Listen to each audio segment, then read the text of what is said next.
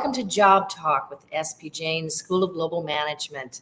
I'm Dr. CJ, your host, recovering from laryngitis, so pardon me if I start coughing mid-sentence at any point in time. And we're broadcasting from the Work How You Want department at SP Jain's Singapore campus. This is your chance to ask questions about your jobs, work, careers, and life mission.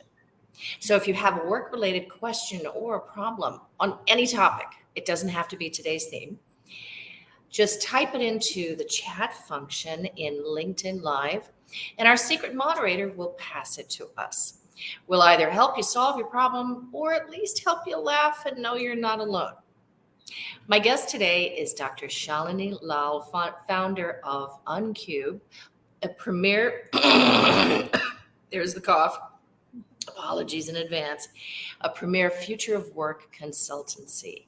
Be sure to check out her Future of Work show on LinkedIn Live and her book, The Secret Life of Organizations, specially written for young professionals entering the workplace.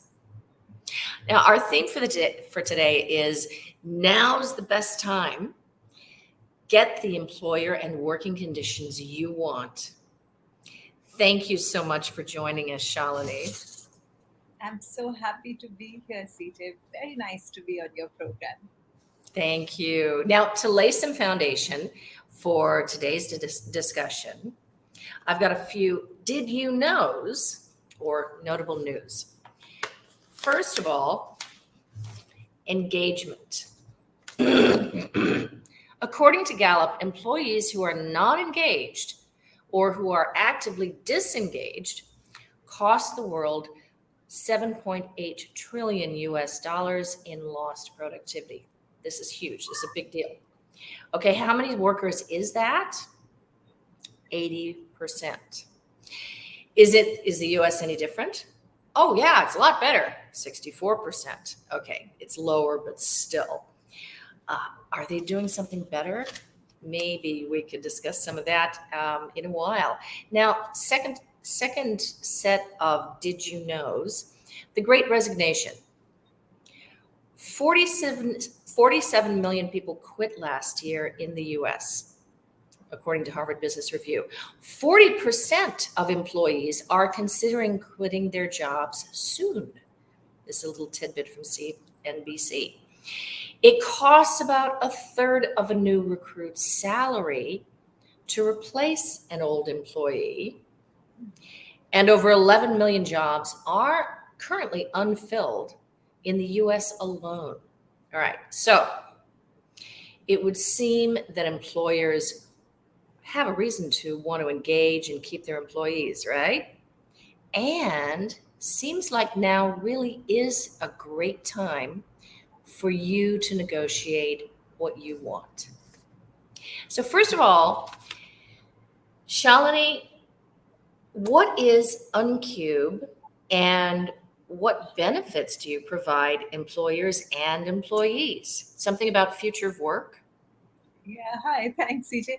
So Unqbe is education and advisory around future of work. What we do is we track trends organizationally and industry-wise and help, our clients who are most often large organizations make sense of, understand and work with those trends in a way that, is really helpful for the future, because we've, for the last 2 years, starting with the pandemic, entered such a different era of management. And it's one where everybody's trying to understand what does management or leadership or culture or even organizations mean today. So we help business leaders make sense of some of this and think about what it means to implement future-ready policies, which are, I would say, quite different from maybe the more traditional ways of looking at organizations. So that's really the work we do, largely for progressive organizations which really want to reorient themselves and think about future very differently. So what kind of reorienting are we talking about? What kind of changes should people expect to see in the workplace, especially folks who are entering the workplace now after having been in the workplace and maybe having gotten an MBA? They're used to the old way. What's it going to be like in future? I mean, CJ, we are entering an era which is new for everyone, and it's like we're building the future every day, one day at a time. So, in fact, one of the things we like to talk about is that every couple of months, we ourselves have to shift our own ideas about which trends are picking up and which trends, are at least on hold. And we have to, like, it's a wait and watch. Let's see whether this gets traction in the future or not. So we are seeing huge shifts in right from what does leadership even mean in 2022? It means something quite different from what it did in 2019. Of course, at the core, there'll be some things which will, classically be true, irrespective of whether this was 5,000 years ago or 5,000 years from now. But in its day-to-day operations, leadership does look quite different in 2022 than it did pre-pandemic, simply because employees have changed and the way we are connecting with them has shifted so completely. It also means careers are changing, because the kind of career ladders that many large organizations have provided in the past, they're really hard to predict, particularly if you're working in an industry which is at the cutting edge or which is fast changing. It's very hard to predict what's going to be available. I mean, 10 years from now is almost impossible. Even 5 years from now, it's kind of fuzzy. So you have to look at careers, for instance, very differently. And then, of course, the most obvious one is just work arrangements. Like, what does it even mean? Are we going to be working in an office? What does office mean anymore? What is it even going to look like physically? What is it going to look like? Are we working in a hybrid work arrangement? Are we going to continue working remotely or some combination? Will the combinations be the same for the entire organization, or what happens when you have different work arrangements for different teams? So those are some of the questions that we work with, including social capital. How do you build that for an organization? Now, coming to the fact that I know most people here today would be people who are re-entering or entering perhaps the workplace for the first time. I think it's a very interesting time, and it's very interesting in two very different ways. One, it's interesting because it's changing every few months. It's changing, and So, nobody knows where it's going to settle. but what kind of changes are you seeing? One of the things I'm sure we've all noticed is that pre-COVID, a lot of organizations said, oh, yep, come into the office 5 days a week. Here's your work hours, causing massive traffic jams and a lot of wasted time and Yeah. crap. And then COVID forced employers' hands. They had to let people work from home. And some employers were shocked to find that productivity actually went up. So I know of one employer at least that mandated 5 days in the office, and now they've said, okay, well, we don't want to lose the productivity. So, just be in the office 3. Another thing is that new employees post-COVID, a lot of them are willing to quit and go somewhere else, even if it means less pay, just to make sure that they can keep working from home sometimes. Yeah. So, Yeah. what do you see happening with hybrid work, and what other kind of changes are going on? So, I think one, you're absolutely right. There's been a clean shift. And because in some of our work with larger organizations, we map employee expectations, from top Mm, leadership to entry level. mhm. So, what we're seeing is from entry level to almost senior, but not top. Entry level to senior, there's a clear ask for far greater flexibility. So, it's like en masse shift, right? At the top, there's a dispersion. So it isn't an en masse shift. There is a group of leaders who are actually quite keen to get people back to office, but aren't able to make it happen because employee expectations have shifted. But they would like to. And then there is also a group which is saying that, listen, this is a golden opportunity. Let's rethink everything, and let's think of almost organizations afresh and everything in between. So, what's happened is that there is such a clear shift, and this shift also varies a little bit by industry. So if you are, working in an industry which has a high remote potential, digitized industry, uh, I mean, some of the research we've done, it's almost like 90% of 0 to 10 years work ex people want flexibility as a top three ask. So it's not, I mean, it's huge. The shift is huge.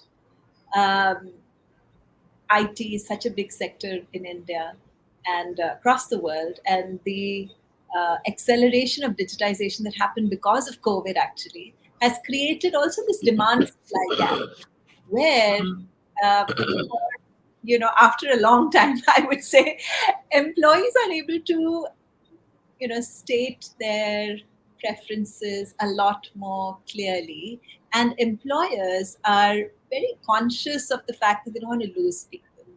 So they are they're trying to make it work. And to your answer of what shifts, what has shifted is every few months, top leadership's, ideas of, okay, should we think of hybrid in this way? Should we think of it in another way? Should we just get everybody back to office and completely mandate it? These are ideas that have shifted every few months. And of course, there are leaders and leaders, but sort of where the needle is trending has been shifting every few months. A lot of it is based on, what's the demand supply gap, uh, you know, uh, the feedback that they are getting from employees, managers, both feedback that supports flexible working and feedback that doesn't support flexible working, for instance. So, we're seeing these shifts pretty much every weeks, I would say, between what looks realistic in the immediate future. So now, hybrid work is one aspect of your working conditions. Yeah. And one of the things organizations have to do is they have to start being clear with you about your outcomes, your productivity, and how to manage what you're producing, not just what time you get into work in the morning and what time you leave at night. What are the other aspects of working conditions that people are able to negotiate for now? And what's the best way to talk to a potential employer or your current employer to get what you want? So I think location has become a really big one in the last, definitely in the last 18 months or so. Mm-hmm. Um, Flexibility of time and place. Mm-hmm. Where are you working from? Uh, in India, which is our largest client base, uh, particularly in some industries, there's been such a large movement of people away from the big cities to smaller towns where they have family, and a lot of employees don't want to come back because there's a huge cost difference. Oh, Your yes. your take home salary is, looks very different in a B town versus an A town. So there's a clear commercial angle to it. There's also this almost joy that has come of being part of a larger extended family. So location is a big one, I would say. Location, time, um, like you said, even our research shows that people are willing to switch if they don't get flexibility, and it's become that key, and that because that flexibility means that they can live maybe somewhere else, wherever So their family. if we could hone in on that for just a moment, Yeah. two questions come to mind. Let me just share them both. So number one, if you have to be in Mumbai to do your job, I get it. You have to live in Mumbai. So there's a pay that you've got to be paid, and it's an expensive place to live. Now, if you can work in a Mumbai office, but you're working from a B town, can you really negotiate for a Mumbai salary and live more cheaply in that B town? That And is and isn't that fair? Because I mean, the Mumbai office, they're Should they be paying for the outcome, or do they have to pay you based on where you live? And that's a great question, CJ. I think the whole almost compensation logic, it's up for discussion now, because a lot of compensation logic was based on cities and cost of living in a city. Yeah.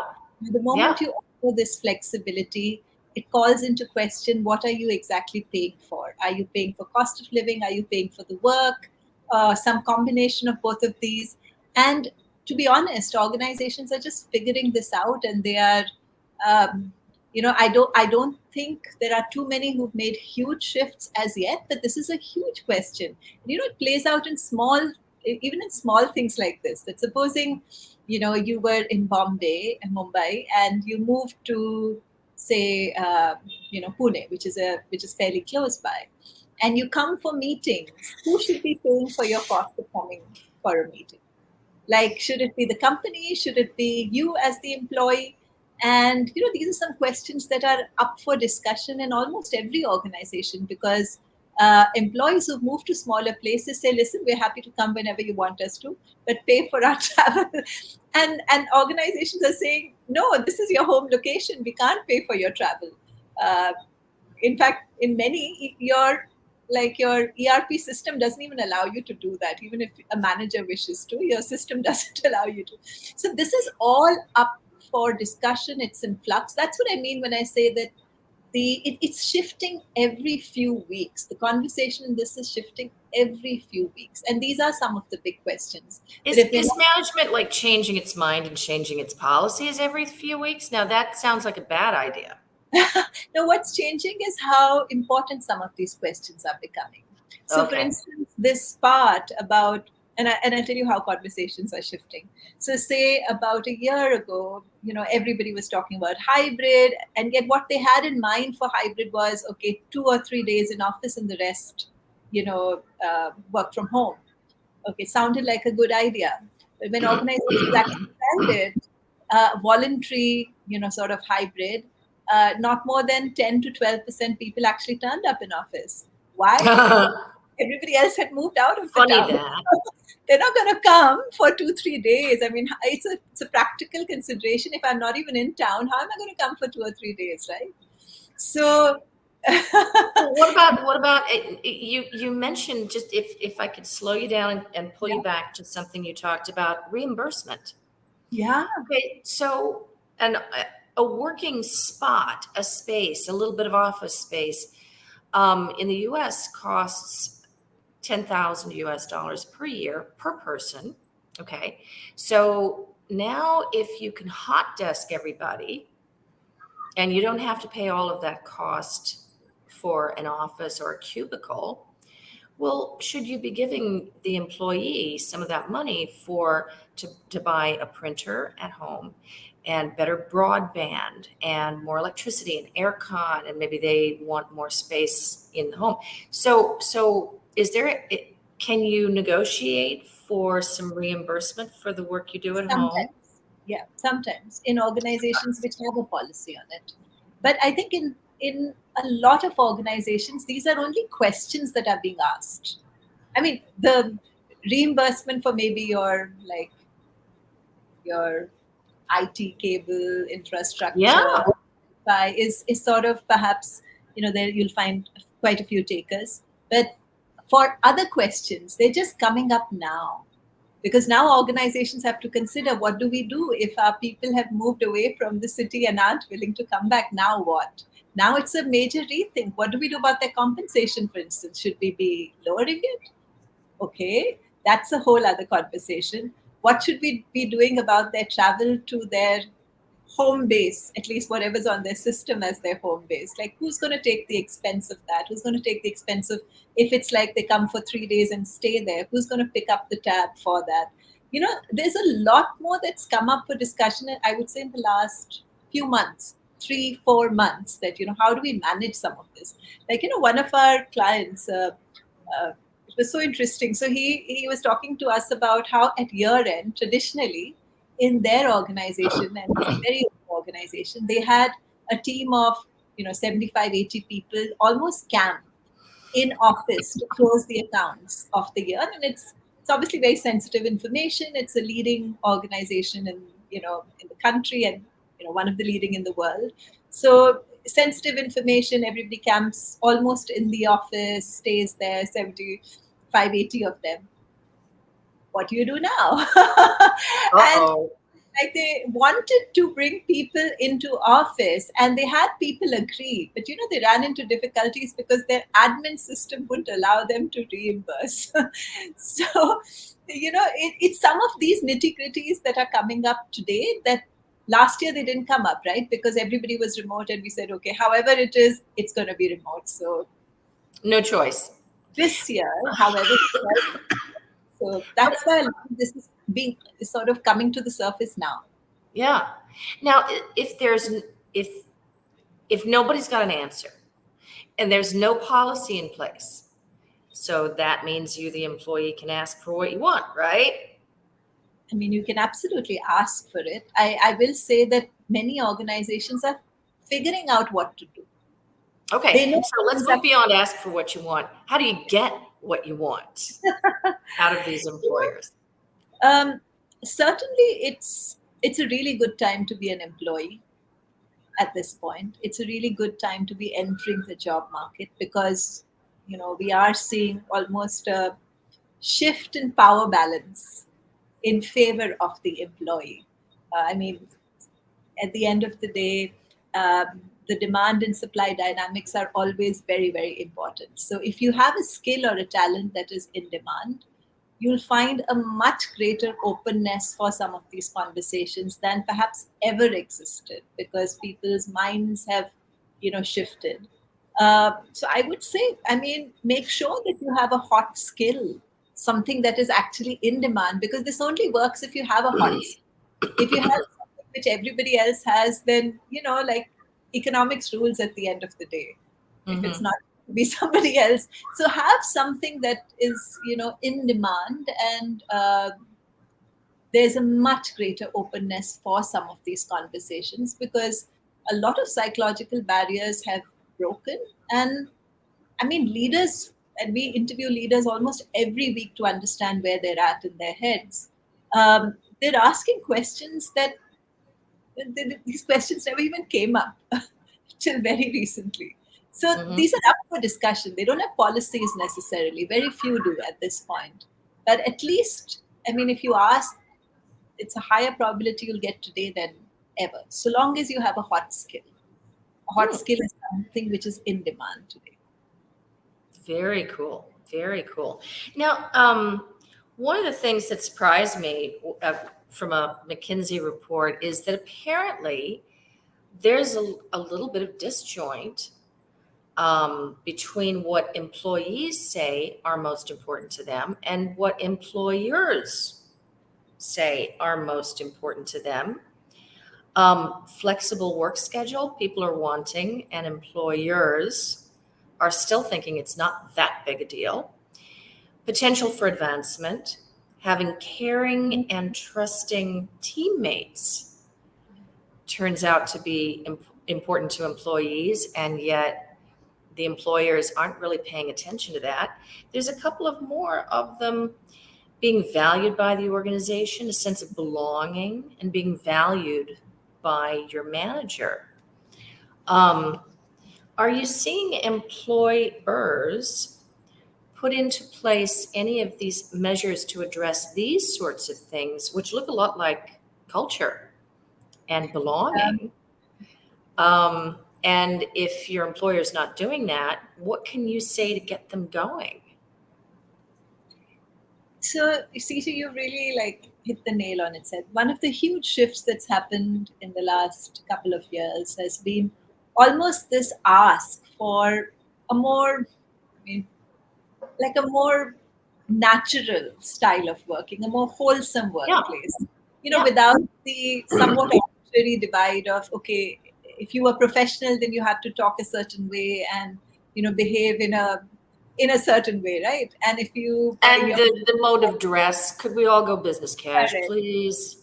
correct, mode of dress, mode of even talking to people, everything was far more like there was this strong boundary between personal and professional. And, for many people who grew up with that system, that was the way life was. But what's Mhm. happened in the last 2 years is that boundary blurred a lot. One, because work was in the house, right? So that itself was a huge shift.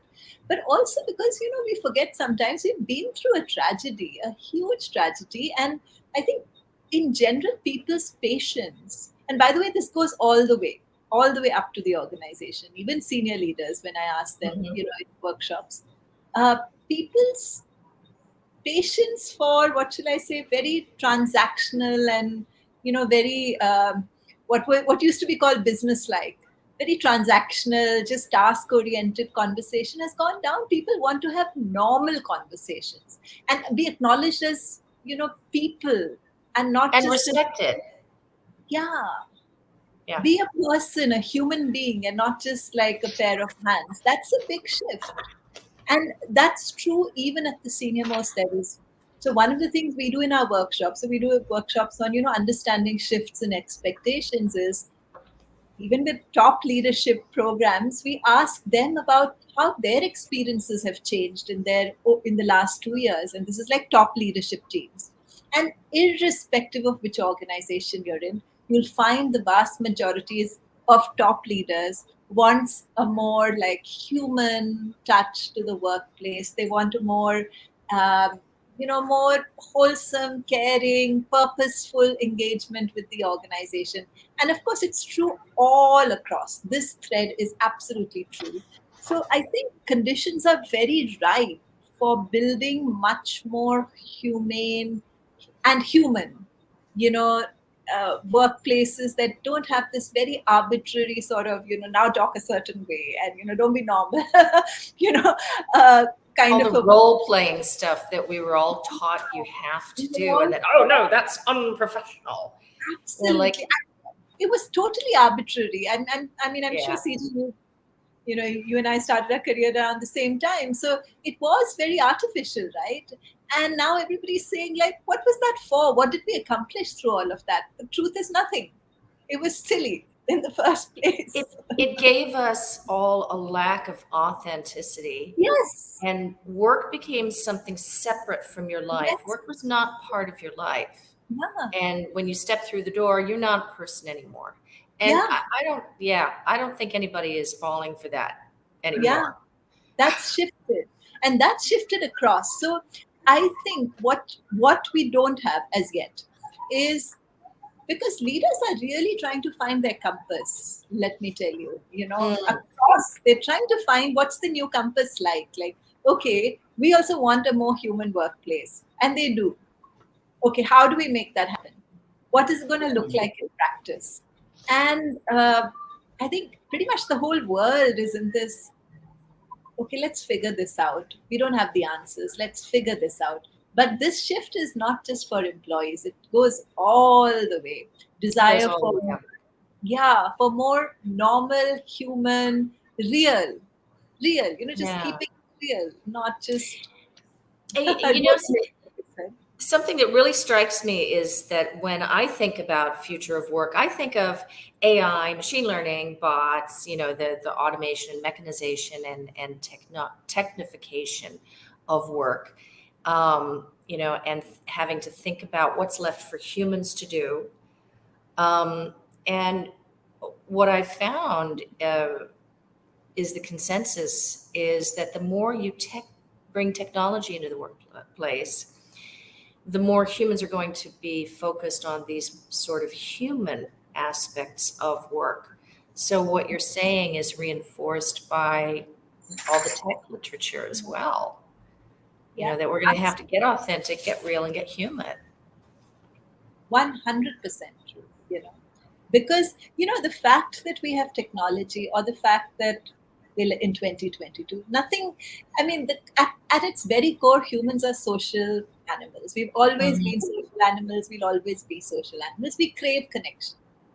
Now, I would say that in the past 100 years may have been an aberration where, you know you had to sort of, it was considered unprofessional to have You know, we feelings. brought the factory into the workplace. It was it's industrial age thinking. Yeah. And that Yeah. was a liberation. Otherwise, people are people. We have emotions, we have good days, we have bad days. We're human.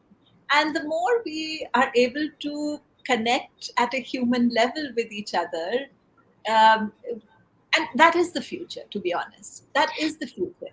So Everything when else is someone is replacing. someone is looking for a job, would you say that a good strategy is to be authentic, be yourself, and connect deeply with other people? You don't think that's seen as unprofessional I think anymore?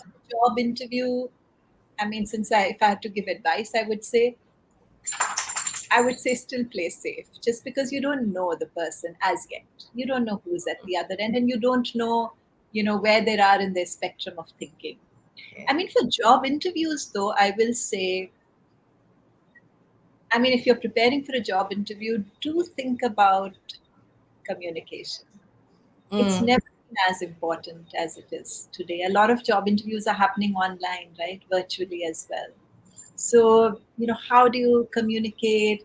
How are you able to have a good conversation virtually? Think about all of that, because those are skills. They were always skills, but now, since so many of your screening rounds at least are going to be online, it becomes super important. And you're How do right, you the job interview is online.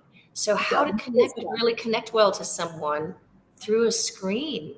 That's a new online. skill. It's a new skill, and be conscious of it, just like you would, like if you went for a debate, you would think about the debate format and how to communicate your ideas well. Similarly, a virtual job interview, which is, it's almost the norm these days. um, unless you have campus placement, and that too, that might be this one time, but otherwise it is pretty much going to be the norm. How do you communicate? How do you connect? And that includes some of these softer factors, like being relaxed, being able to connect, not being too, having a certain comfort in the conversation. And that takes a little bit of practice. So when you said earlier, you've got to have an in-demand skill. Yeah. This is not it, huh? This is the packaging. This is the ability to communicate that you're the person they want. That makes sense. That makes sense. Oh, speaking of persons that employers want, thank you for that segue. It's time for a fun fact. Um, have you heard from the totally awesome book of crazy stories by Bill O'Neill? This one's about company policy. Coca-Cola only allows 2 people in the world to know the famous beverage recipe. Companies' regulations prohibit them from flying on the same airplane. Fun fact for everybody. Now, getting back to what we were talking about for the people listening in, the top 3 reasons for people to leave their job are, somewhat predictable.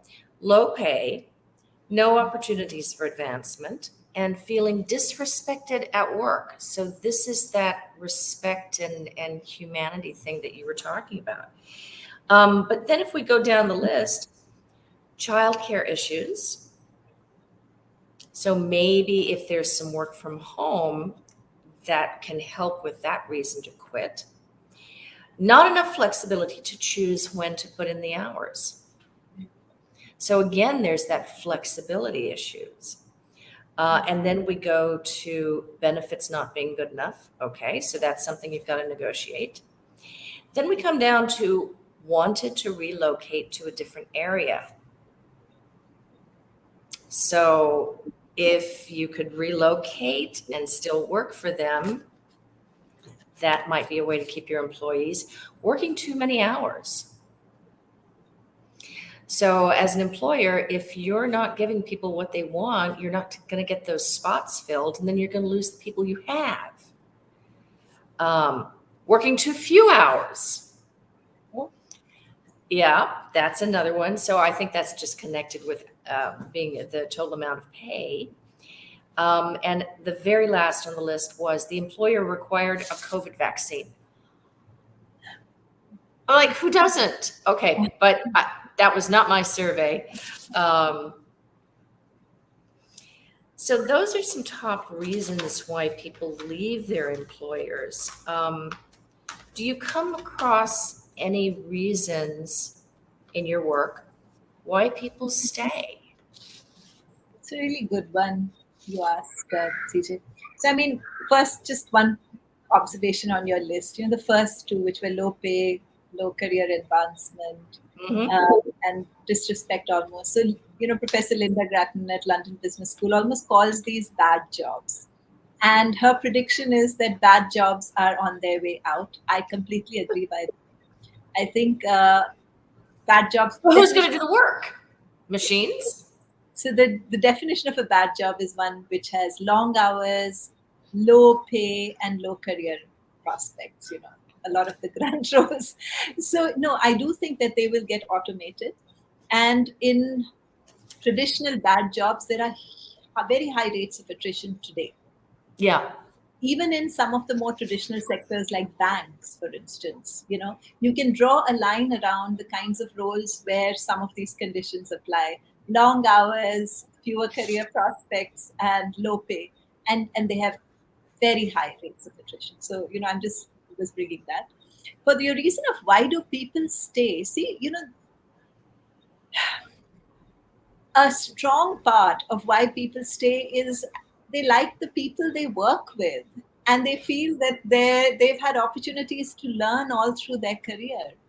Now, one of the reasons why there's been such a high rate of attrition in the last couple of years, amongst other things, is that many people have joined and not gotten to know anyone at their workplace, and almost exited. So, Oh, some wow. people I interviewed, some months back, they said, I work for my laptop.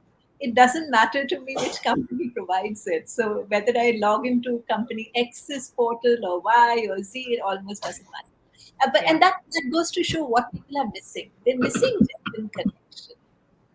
And when you have people you like to work with, work that you are, enjoy, but also learning and growth opportunities. But Yeah. every few years or every few months, you have an opportunity to do something. People stay for a very long time. Another study we had done. Hang on. If I can stop you there just for a moment. But in terms of new hires, what a lot of companies are doing is after your first year, then okay, you can work from home 2 days a week or 3 days a week, whatever the company policy is. But if you haven't been with them yet, and it's your first year, take an extra day in the office, not working from home. And a lot of people coming into new positions are asking to be in the office and to have people that they can interact with so that they can learn, so they can join the social group. Yeah. If you were if you were thinking about joining the workforce, that would be my advice too. I would say that Mm. get to know your organization and get to know people. And there's no better way than doing it in person. You can do it remotely. It's just a lot harder to do. It's much faster, much How easier. would you do it though? I mean, if you're going into the office Yeah. and there's just a bunch of newbies in the office and the old guys that you want to make relationship with are at home, what Actually, can you do? yeah, that's been a challenge. So this is, I mean, partly it's an organizational decision, like who Mm. comes to office when, right? That's at the heart of it. And we do find, by the way, that people who have been with organizations for very long do tend to come in a couple of days a week, just because that's their comfort zone. So irrespective, if you're starting off, I would say, uh, I mean, 45 days, 2 months, whatever, your pick. But I would say a minimum of maybe 5 or 6 weeks. Work from office. It'll just give you your bearings, and it'll give you a mental map of what happens here. And that mental map is so hard to construct virtually. And it's just so much easier, in person. Also, build relationships. Learn by observation. These are things that are much harder to do virtually. So there are advantages to, being in the office as well. And while I'm a huge proponent of flexibility, I think if you're starting off, uh, not having some of these sort of foundations really will come in the way of your, eventual career growth. Build a mental map, know who is who, build relationships, watch some of the people in your organization in action doing some of the things you want to do tomorrow, like, say, client meetings or leadership talks or whatever else it is. Those complex skills we learn so quickly by observation. It's just much harder to do if you don't have the chance to observe them in action. So I think it's a So good idea. negotiate for the flexibility and make sure that you're going to get it. But in the early phases, go ahead and go to the office, because Yeah, the old folks will drift it and drift out. But you need to be there when they show up. I think it's. I mean, you have to decide. But if I had to give a suggestion, I would say yes, please. It'll help you a lot. It'll help you a lot. It'll help you get your bearings, because see, there was this major study we had done about maybe 9 or 10 months. It was a commission study for a big organization, and one of the things we found, and this was a study of new joiners, that 0 to 5 years work ex new joiners, they didn't have the skills to build their mental maps virtually. So when you speak to people who were mid-career or senior, they knew how to do it virtually. So even in the pandemic, if they joined, they knew, okay, say, I work in a bank or I work in an IT organization or a retail organization. This is the organizational structure in a typical firm. I must meet A, B, C, D kind of person. These are the kind of questions I have to ask. So people, once they were mid-level or senior, they were pretty good at very consciously building their mental map and relationships by themselves. But So people when you who say, I'm sorry, when you say mental map, what do you mean? mental map of what the organization does as a whole, not just your team, not just like the 5 people who are in your work group, but how does the organization work as a whole? How do the As a parts even whole. connect with each other? And what we found was that 0 to 5 years work ex people, one, they didn't even know that this was a thing. To build a mental model of the organization, they didn't have enough experience to know that this was a thing that they should even be thinking about. Huh. So they tend to be focused on, this is my job and these are the 5 people I work with, but that's it.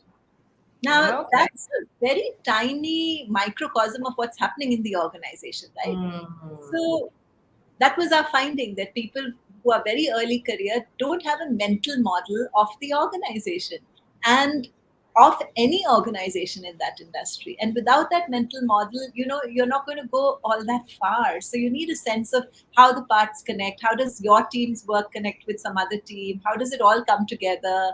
What is it that your organization is really trying to do? What does it stand for culturally, business wise? What is it thinking? What's sort of the mind of the What's the organization? purpose of the damn organization? Why does it exist? So, What good do you do in the world, correct. So that this you're is a the piece challenge. part of? When you are early career, it's like you have 2 pieces of a jigsaw and 100 aren't there, and you don't even know where to get the 100. You have no idea. You don't even have 100. You think two I have, and I'm very happy with two. When I interviewed people who were mid-career or senior, like they come in with a whole plan. Okay, my whole first 90-day plan. I must meet A, B, C, D, and of course, with that seniority, it's easy to get meetings. But they know the questions to ask, and they very quickly fill in the blanks for themselves so that they have a working mental model. But early careers don't know what questions to ask whom. That's why it's helpful to build that mental model right at the start. Take a few weeks, whatever's your choice. I would say 6 weeks. That sounds about right, to me. Take about six and more if you feel like, to get those pieces together in your own head. What is the work you're going to do? How does it connect with the work of the other team? How does it come together? That This is is really important. beautiful advice. And one thing that some people do is called 100 coffees. They offer to Yeah, buy a cup of coffee on a random basis or targeted with 100 people in the organization. And yeah, it's not that expensive to get a lot of connections Yeah. and learn a great deal from them. Yeah. You So have to sorry, if I may. We are almost out of time, but I do want to give you the opportunity to answer what's the most important thing that you want to tell job seekers and work conditions negotiators today? I think there's never time to carve out your own path, because there's so much more flexibility in the way careers are going to progress, in opportunities, but it means you're almost the entrepreneur of your own career. Yes. You have to do that extra work to figure things out. And sure, take whatever the organization hands to you in the onboarding induction process, but you really have to understand things yourself. If you do that, then today you have opportunities that were just not there even 5 years ago. So this is great, but like any entrepreneurial situation, it depends on how much you're going to put, your effort you're going to put in understanding some of things. Beautiful. Thank you so much, Dr. Shalini Lal. And everybody, do check out Shalini's LinkedIn Live talk show. It is called The Future of Work Show. And get a hold of her book, The Secret Life of Organizations. To wrap up today, I know we're a bit late, but we are almost done. Time for a puzzler. Last time, I asked everybody, how can you add 2 to 11 and get 1? Sadly, I didn't get any answers through our email address, jobtalk@spjane.org. Here's a hint. O'clock. If you add 2 hours to 11 o'clock, you get 1 o'clock. So in the spirit of creative thinking, and since creativity is such an important skill in the future of work, I thought I'd give you this one. What 5-letter word becomes shorter when you add 2 letters to it? Let me say it again. What 5-letter word becomes shorter when you add 2 letters to it? Just send your answers to this week's challenge to jobtalk@spjane.org. And oh no, it's happened again. You have squandered another perfectly good hour listening to Job Talk. Thank you to our esteemed guest, Dr. Shalini Lal from Unqbe, and we'll see you next week. Thank you.